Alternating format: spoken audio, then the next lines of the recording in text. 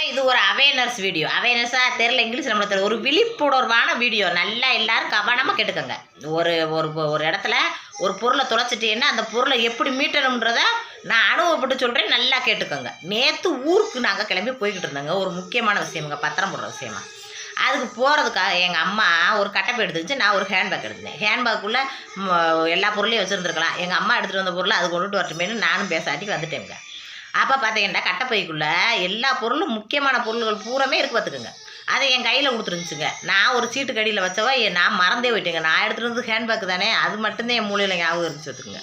Bus வருஞ்சலும் வேகமாக அவசரமாக இறங்கி குடுகுடுன்னு ஓடிய போய் வேறு வீரவசல பஸ்ஸு நிற்கிது, ஓடியாங்கன்னொன்னே அது ஏறுறதுக்காக அவசரத்தில் இறங்கி ஓடி போய் ஏறிட்டோம்ங்க. அந்த கட்டப்பையை மறந்தே போயிட்டோம். பாதியில் போயில கட்டப்பை எங்கன்னு எங்கள் அம்மா கேட்கல தான் தெரியுது. ஐயோ கட்டப்பையை கையில் கொடுத்தியா, அதை மறந்தே போயிட்டேன்னு நான் என்ன செய்கிறது அப்படின்னு இறங்கி எங்கள் அம்மா ஒரே அழுக பார்த்துங்க. ஆதார் கார்டுலேருந்து நகை அடகு வச்சதுலேருந்து பத்திரம், மூலப்பத்திரம் என்னென்னமோ இருக்கேன், நான் என்ன பண்ணுறதுன்னு ஒரே அழுகாதமான்ட்டு வேகம் பாத்தினூர் பஸ் ஸ்டாண்டுக்கு போனோமுங்க.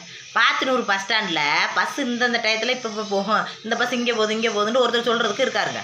அவர்கிட்ட போய் பஸ் டிக்கெட்டை காட்டணும். பஸ் டிக்கெட்டை பார்த்துட்டு இன்னும் பரமக்குடி போயிருக்காது பஸ்ஸு, இருங்கன்னு பரமக்குடிக்கு போன முடிச்சு. பரமக்குடியில் இதே மாதிரி ஒருத்தர் இருக்கார். அவருக்கு போன முடிச்சு, இங்கே வருங்க இந்த மாதிரி இந்த பஸ்ஸில் இந்த கட்டப்பை இந்த சீட்டுக்கிட்டு கீழே இருக்கா போய் பாருங்கன்னு சொன்னார். அவங்களும் போய் பார்த்துருக்காங்க. பார்த்தா பஸ்ஸு இது சீட்டுக்கு கீழே இருந்துச்சுங்க கட்டப்பை. நல்லபடியாக எடுத்து எங்களுக்கு ஃபோன் பண்ணி வந்து வாங்கிக்கிற சொன்னாங்க. என் குழந்தைய கொடுன்னு ஓடியே போய் பரமக்குடி போய் வாங்கிட்டு வந்தாங்க. அதுக்கப்புறம் எல்லா வேலையும் முடிச்சுட்டு வந்தோம். இப்போ எதுக்கு இதை சொல்கிறேன்டா, பொருளை காணாமல் போச்சு, ஐயோ காணாமல் போயிடுச்சு அலபாதுவோன்னு அடிச்சுட்டு கிடக்காம இந்த மாதிரி டக்குன்னு ஒரு செயல்படப்படணும். சும்மா அழுதுகிட்டு உருண்டுக்கிட்டு இதாக நடக்கணும். நல்ல பொருளாக இருந்தால் கடவுள் நம்ம கையில் வந்து சேர்க்கும். அது மாதிரி அதில் இருக்கிற பணத்தை மட்டும் எடுத்துக்கிட்டாங்க.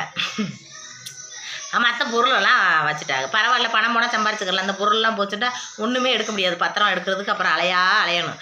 அந்த பொருளை எடுத்து கொடுத்த புண்ணிய வளரே பஸ் ஸ்டாண்டில், பரமக்குடி பஸ் ஸ்டாண்டில் இருக்கிறவரே ரொம்ப நன்றி. நான் தான் அந்த பத்திரத்துக்கு சொந்தக்காரி.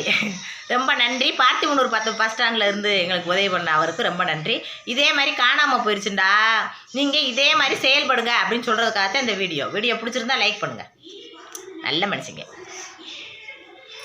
எதுக்கு கட்டாக மாட்டேங்குது?